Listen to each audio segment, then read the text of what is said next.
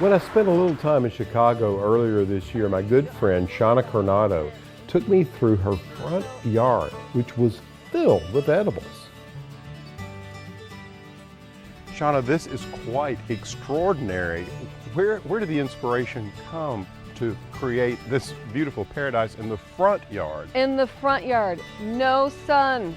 The entire yard is shady. So my only choice was to come out front.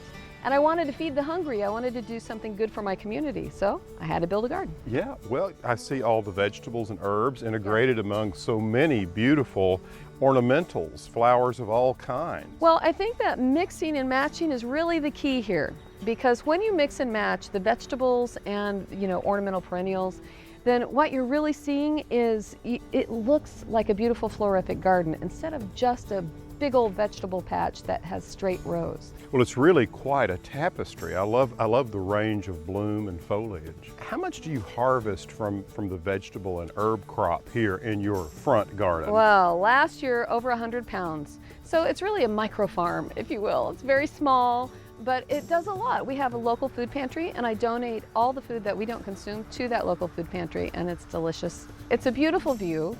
It encourages the neighbors to come out. We have parties in the garden. We have community here. So it's really expanding instead of just a home where you don't talk to your neighbors. And this garden has made it family, everyone in my community. It's become quite a hub. It is. It's a happening place. I love it. Well, I can see that.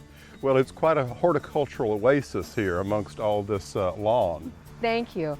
And I think that the most difficult challenge was we have clay soil here.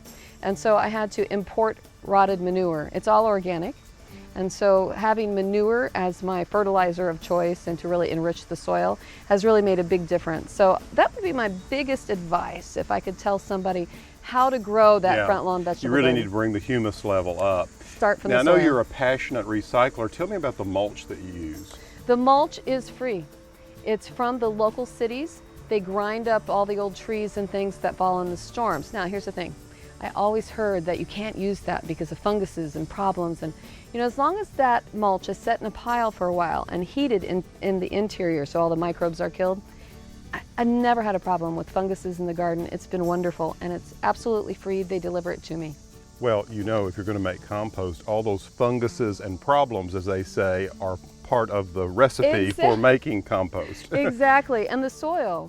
The soil, I only use mulch, compost. I don't use anything that would be unnatural, and the plants are loving it.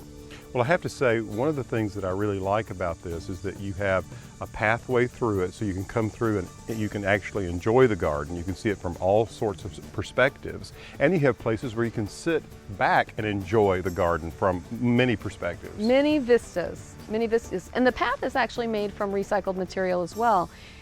Several years ago, raccoons pulled all the stone off of our fireplace. I saved the stone and made it into the pathway. And so Did you get the raccoons to help lay the pathway? If only, right? It would make my life a lot easier.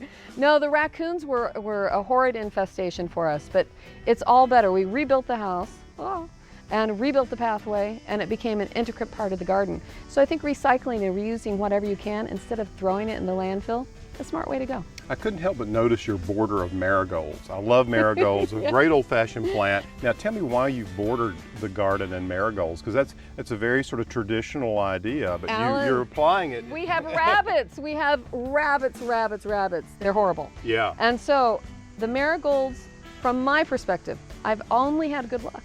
They stay away from the garden, and I believe it's because of that marigold border.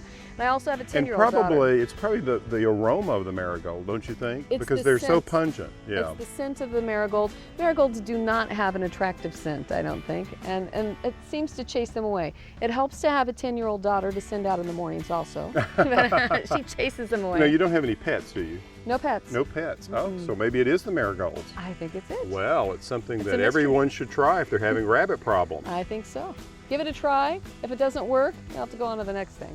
Well, this is very inspirational. Thank you so much for sharing it with us. Oh, thanks for coming. This has been fun.